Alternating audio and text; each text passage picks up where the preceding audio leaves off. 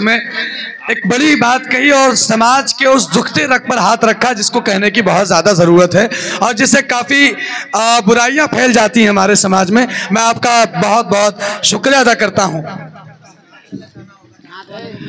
आइए हज़रात,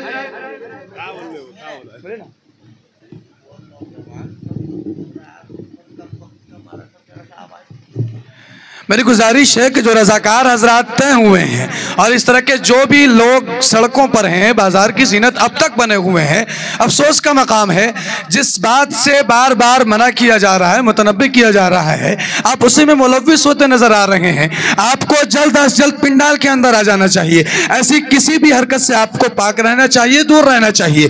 किसी भी तरह की जिनसे मुखालिफ से उनके आसपास रहना आपके लिए ममानात का हुक्म है, इसलिए आप फौरन पिंडाल में तशरीफ लाएं। आइए हज़रात, इस प्रोग्राम को आगे बढ़ाया जाता है। एक ऐलान और कर दूं कि मुफ्ती मज़हरुल हक कासमी साहब दामत बरकातुहुम, जिनके शायद आप नाम से वाकिफ ना हो, हजरत वाला की शख्सियत बहुत ऊंची शख्सियत है।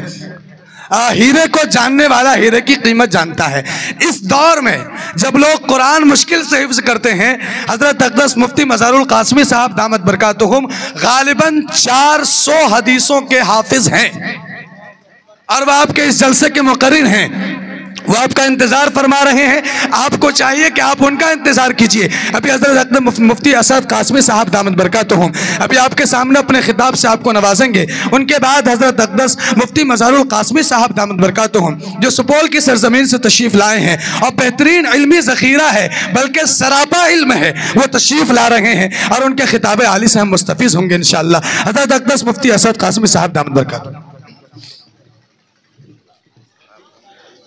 बिस्मिल्लाहिर्रहमानिर्रहीम वबिही नस्तईन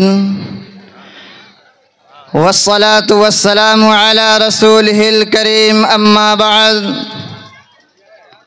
फ़अऊज़ु बिल्लाहि मिनश शैतानिर रजीम बिस्मिल्लाहिर्रहमानिर्रहीम इन्नल्लाहा ला युग़य्यिरु मा बिक़ौमिन हत्ता युग़य्यिरु मा बिअन्फुसिहिम वइज़ा अरादल्लाहु बिक़ौमिन सूअन फ़ला मरद्द लह सदक़ल्लाहुल अज़ीम।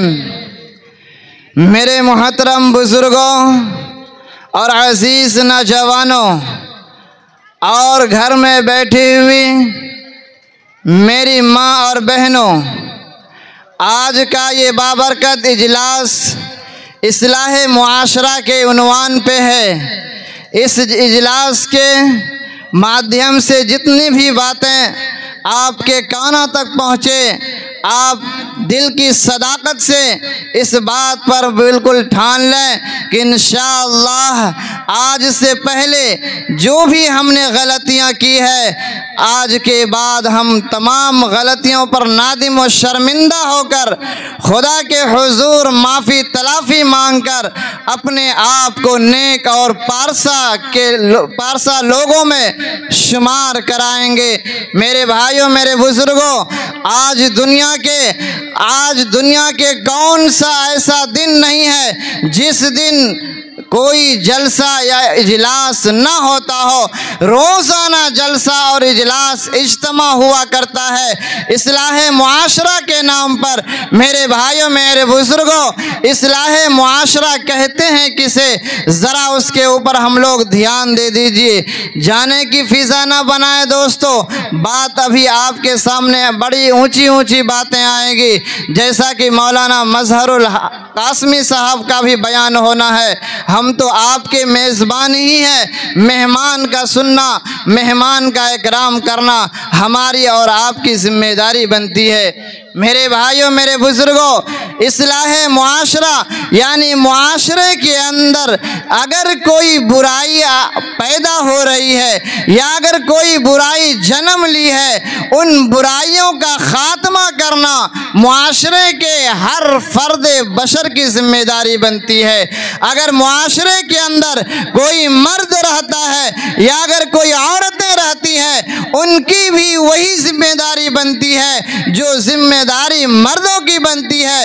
अगर मुआशरे के अंदर बिगाड़ आता है तो औरतों को भी चाहिए कि अपने मुआशरे को बिल्कुल पवित्र और पाक और साफ कैसे बनाए, इसके बारे में हमेशा गौर व फिक्र करना चाहिए। जैसा कि आपके समाज के उलमा ने जनाब कारी हशीमुद्दीन साहब, इसी तरीके से जनाब मौलाना बुरहान साहब, हाफिज आज़ाद साहब और दीगर हुफ़ाज़ किराम, उलमाए किराम जो आपके चाँद भाग के रहने वाले हैं, सारे लोगों ने एक मशवरा किया कि आखिर हमारे गांव समाज के अंदर जो आए दिन बीमारियां यानी फितने जो पैदा हो रहे हैं, आखिर ये बुराइयों को कैसे रोका जाए। इसलिए कहा कि ये फिक्र मुझे चैन से सोने नहीं देती, ये फिक्र मुझे चैन से सोने नहीं देती कि अब कौन मेरी कौम को बेदार करेगा। मेरे भाइयों, मेरे बुजुर्गों, इसी फिक्र को लेकर आज का ये प्रोग्राम सजाया गया है। दुआ कीजिए अल्लाह इस प्रोग्राम को कामयाब बनाए और इस प्रोग्राम में आने वाले तमाम लोगों के बैठने को बेहद कबूल फरमाए और तमाम को इस पर अमल करने की 100% तौफीक अता फरमाए। मेरे भाइयों, मेरे बुजुर्गों, आज दुनिया के अंदर अखबारात की सुर्खियों पर हम और आप देखते होंगे, टीवी चैनलों पर देखते हैं कि फला जगह फला मुसलमानों को इस तरीके से मारा गया, इस तरीके से पीटा गया, फला जगह मस्जिद के इमामों को गोली से भून दिया गया। आखिर उनका कौन सा कसूर है? क्या इस मुल्क हिंदुस्तान के अंदर मुसलमान का जन्म होना बिल्कुल बड़ा पाप हो गया क्या? मेरे भाइयों, मेरे बुजुर्गों, आज फिलिस्तीन के अंदर अगर जंग छिड़ी हुई है तो एक तरफ मुस्लिम कौम है तो दूसरी तरफ यहूदी कौम है।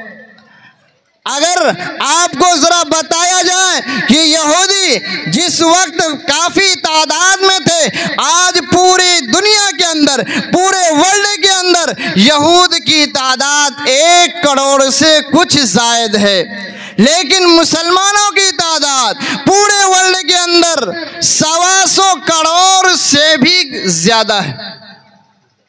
मेरे भाइयों, मेरे बुजुर्गों, आखिर 1 करोड़ आबादी जनसंख्या 125 करोड़ पर कैसे भारी पड़ गया?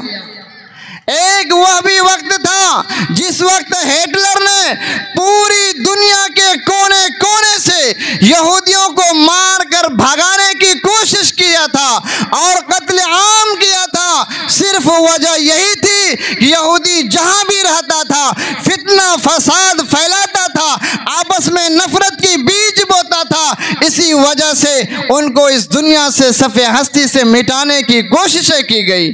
लेकिन समंदर के रास्ते से कुछ यहूदी लोग फिलिस्तीन के अंदर पहुंचते हैं, ईसाइयों की रहनुमाई मिलती है, वहां पर उनको रहने की जगह दी जाती है। मेरे भाइयों, मेरे बुजुर्गों, वहां पर यहूदियों ने जो फिलिस्तीन के अंदर समंदर के रास्ते से गुजरे थे और वहां पर पहुंचे थे, वो सारे यहूदी लोग जो बचे हुए थे सहयून नामी पहाड़ी के ऊपर जाते हैं और उस वक्त एक मशवरा करते हैं कि आज हमारी वजूद को बिल्कुल मिटाने की कोशिशें की जा रही है, आज हमें सफ़े हस्ती से ख़त्म किया जाता है। आखिर दुनिया के अंदर हमारी इज्जत, हमारी शोहरत, हमारा वक़ार कैसे बाकी रहेगा? इसके बारे में उन्होंने प्लानिंग की, मशवरा किया, मीटिंग किया।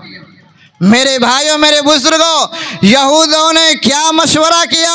उस मशवरे के अंदर यही बात पास हुई कि अल्लाह तबारक व तआला ने एक किताब नाजिल किया है जिसका नाम कुरान है। इस किताब के अंदर एक बात लिखी हुई है कि दुनिया के अंदर जिस कौम ने भी इस किताब और कलम को मजबूती के साथ थामा है, पकड़ा है, अपने दिल के जज्बे के साथ इस पर अमल किया है, तो वह कौम हमेशा फलाह व बहबूद रही है।